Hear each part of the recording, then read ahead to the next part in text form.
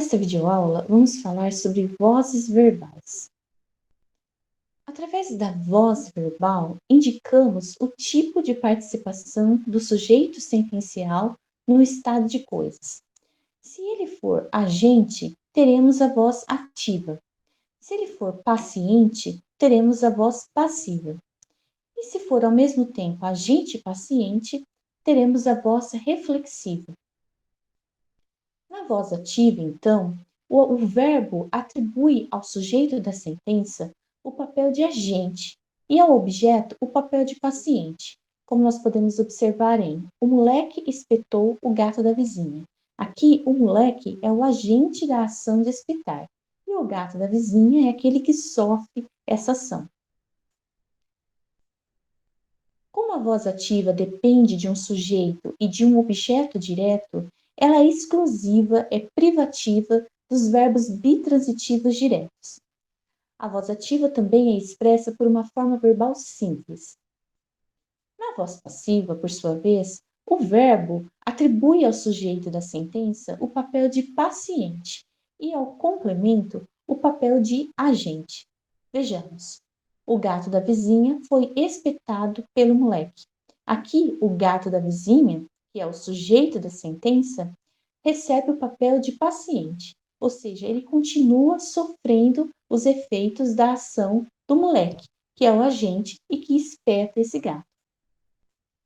A voz passiva é expressa por uma forma verbal composta, constituída por ser mais particípio.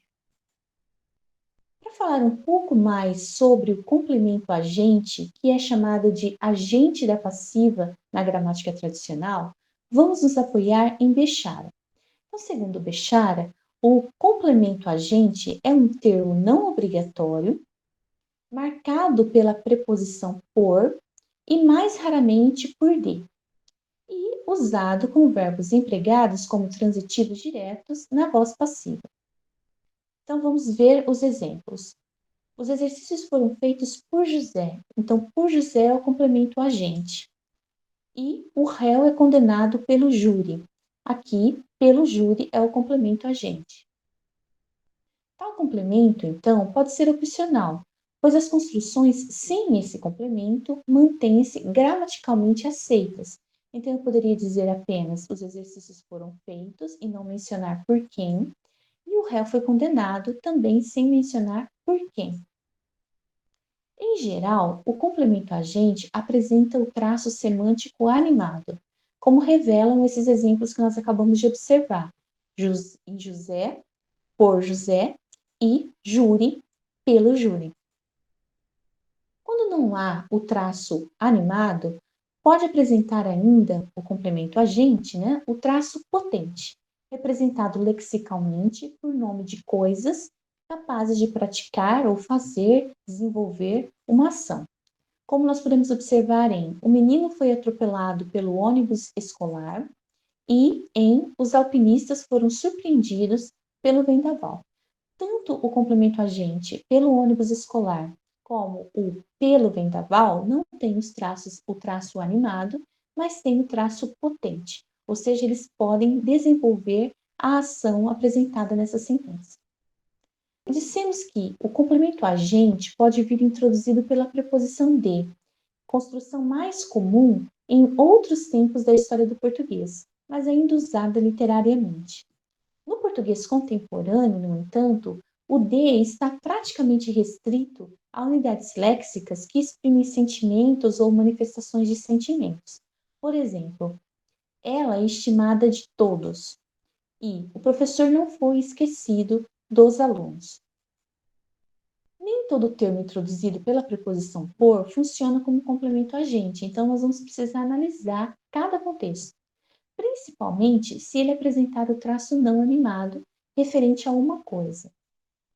Nesse caso, o por vai ser comutável por outra preposição, por exemplo, com, ou por locuções prepositivas, como por causa de, por meio de, em virtude de. Vamos ver os exemplos. O artista foi elogiado pela sua técnica. Ficaram aborrecidos pelas falsas promessas. E ainda, os ladrões foram encontrados pela denúncia anônima. Nesses exemplos, a experiência comunicada pelas falsas promessas e pela denúncia anônima pode ser expressa mediante outra construção, como, por exemplo, ficaram aborrecidos com as falsas promessas ou por causa das falsas promessas. Ou ainda, os ladrões foram encontrados em virtude de denúncia anônima ou graças à denúncia anônima, por causa das denúncias anônimas. Então, essas paráfrases mostram que, ao invés de um complemento agente, nós temos aqui uma expressão que denota o sentido de causa desses trechos. Voz reflexiva. Na voz reflexiva, o verbo atribui ao sujeito da sentença o papel ao mesmo tempo de agente e paciente. Vejam os exemplos. O menino se cortou. Aqui, o menino cortou e o menino foi cortado. Então, ele é ao mesmo tempo o agente e o paciente. A voz reflexiva ocorre com os verbos pronominais. Por exemplo, vestir-se, ferir-se, enfeitar-se, congratular-se, enervar-se, envergonhar-se e assim por diante. Na voz reflexiva, o sujeito e o objeto direto são correferenciais, ou seja, eles vão remeter ao mesmo indivíduo. O traço paciente de menino, neste exemplo, permite ainda uma leitura passiva. Então, se eu tenho o menino se cortou, eu posso parafrasear por o menino foi cortado por ele mesmo. Se o verbo vier antes do sujeito e se omitirmos o complemento paciente, nós teremos produzido o que se tem denominado na gramática tradicional como passiva pronominal. Seria alguma coisa do tipo: cortou-se o menino. Em construções assim, de acordo com o entendimento da gramática tradicional e normativa, o sujeito viria posposto ao verbo e, durante um bom tempo na história da língua portuguesa, manteve uma concordância com esse verbo obrigatoriamente. Então, nós teríamos cortaram-se os meninos, que equivaleria a os meninos foram cortados. Atualmente, no entanto, com as alterações do pronome ser, essa estrutura passou a ser interpretada como um caso de voz ativa, e o pronome ser passou a ser analisado como aquele que indica o que não se sabe quem é o sujeito, desaparecendo a concordância do substantivo com o verbo. Por exemplo, cortou-se os meninos. A construção, então, dita passiva pronominal não se acompanha no português contemporâneo do complemento agente, como acontece na chamada construção passiva com o auxiliar mais o particípio, que foram os primeiros casos que nós observamos. De acordo com Rocha, então, que é o trabalho que nós estamos usando nessa disciplina como texto base, as formas da voz passiva apresentadas pela gramática tradicional são duas: o objeto da voz ativa, mais verbo auxiliar, ser, estar, entre outros, mais particípio do verbo da ativa. Então, nós teríamos, por exemplo, casas são vendidas. E uma segunda forma ainda, que é a do verbo da voz ativa, mais ser, mais objeto da voz ativa. E aqui nós teríamos, por exemplo, vendem-se casas. No caso de uma forma como casas são vendidas, fica claro, fica evidente que o termo casas é o sujeito da oração e que sofre a ação do verbo. Portanto, nós estamos diante de uma passiva de fato. Contudo, não é verdadeiro ter como sujeito o termo casas na sentença vende-se casas, uma vez que casas não está na posição canônica do sujeito e também porque não está concordando com o verbo. Se casas não é sujeito, o estatuto da partícula ser eleva-se à condição de sujeito indeterminado, ou aquilo que nós chamamos de índice de indeterminação do sujeito. Se justifica, por outro lado, se mantém a análise de que casas é o sujeito da sentença porque deveria concordar ou porque deve concordar com o verbo, nós estamos diante de uma atitude um tanto quanto arbitrária da gramática, nesse caso da gramática normativa. Por quê? Porque não se deve impor um uso baseado numa prescrição gramatical, mas o contrário. A gramática é que deve, observando os usos que acontecem na língua, criar e desenvolver as suas análises a partir deles. Ora, o uso de sentenças como vende-se casas e ao invés de vendem-se casas é algo extremamente natural no português brasileiro e também bastante antigo na nossa língua, como atesta o texto de Adolfo Coelho, de 1870. A argumentação, nesse sentido, mais bem fundamentada, advogando contra a opinião do caráter apassivante da partícula ser, vem do filólogo Said Ali.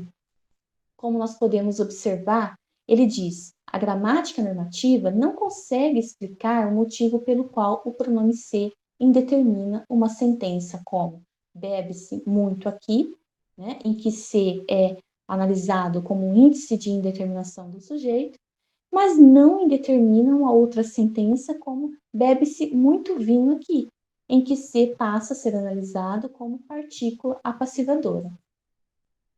O pronome ser, nas duas sentenças, remete à ideia de que alguém bebe. É preciso que se reconheça isso. Fica muito difícil, então, se desvencilhar desta ideia que nos transmite o pronome ser, que é a de substituir um sujeito indeterminado. Vamos observar, então, esse trecho, essa citação de um trabalho do professor Pocente, em que ele explica exatamente essa confusão que ocorre na gramática normativa. Então, Pocente diz: é muito difícil convencer alguém de que há dois seres diferentes em exemplos como precisa-se de empregados, precisa-se navegar e vende-se esta casa. Todos os falantes do português, tenho certeza, afirma Pocente, tratam intuitivamente os três casos como sendo do mesmo tipo, ou seja, não se menciona quem precisa de empregados, quem precisa navegar e quem vende a casa. A única diferença é que o terceiro exemplo admite uma passiva porque há nele um verbo transitivo direto. Então, eu posso dizer casas são vendidas. Observe-se que, com essa transformação, a oração que resulta fica sem agente da passiva. Então, esta casa é vendida não tem um agente da passiva. O que falta é exatamente o equivalente do ser, que é o sujeito, dito indeterminado, da oração ativa. Então, nunca se dirá esta casa é vendida por si. Mas a escola repete as gramáticas. Já que pode haver uma passiva, trata a própria ativa como passiva.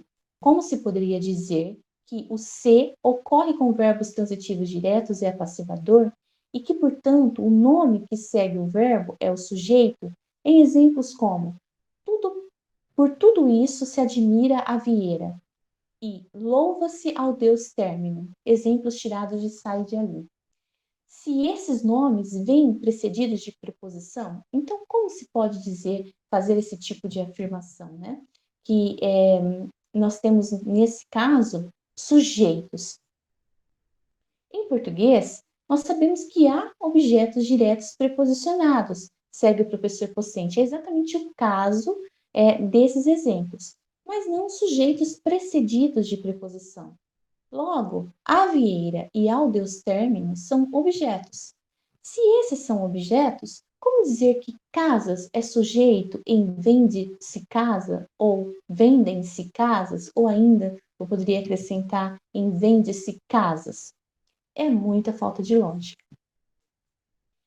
Então, portanto, diante disso, nós vamos acabar concluindo que entender essa ideia, manter, né, a ideia de um ser como partícula passivadora, se mostra uma atitude um tanto quanto frágil e que, portanto, não deveria ter figurado durante tanto tempo nas nossas gramáticas escolares, se é que não figura ainda hoje como uma afirmação verdadeira, né?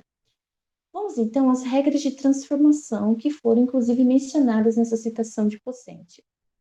Para transformar, então, uma sentença na voz ativa em uma sentença na voz passiva, nós precisamos primeiramente mover o objeto direto da ativa para antes do verbo, transformando-o em sujeito. Em seguida, nós vamos mover o sujeito para depois do verbo, fazendo preceder da preposição por ou de, ou seja, transformando-o em complemento agente. E por fim, nós vamos alterar a morfologia do verbo, que passa de forma simples a composta. Veja então um exemplo: o garoto comeu doce de leite, que vai passar ao doce de leite foi comido pelo garoto. Então, de acordo com esses passos, eu vou transformar o objeto direto da voz ativa em sujeito paciente na voz passiva. Em seguida, eu vou transformar o sujeito da voz ativa em complemento agente na passiva. Nesse caso, eu estou usando o por, que é a preposição mais comum, como nós já vimos. E por fim, eu vou pegar o verbo da voz ativa e vou transformá-lo numa forma composta. Foi comido. Pronto, fizemos a transformação. Se o verbo é bitransitivo, a passiva-se seu segmento transitivo direto. Então, por exemplo, em a mãe do moleque deu o gato à vizinha, o gato é o objeto direto. Então, nós teremos o gato foi dado à vizinha pela mãe do moleque. Usamos a voz passiva por motivações que são encontradas no texto, não na sentença. Ao desenvolver seu texto, o falante acumula diversas ações, e a voz passiva aparece quando se quer ressaltar o resultado de uma ação anterior. Por exemplo, então eu enrolei o filme. Depois que o filme foi enrolado, guardei tudo no armário.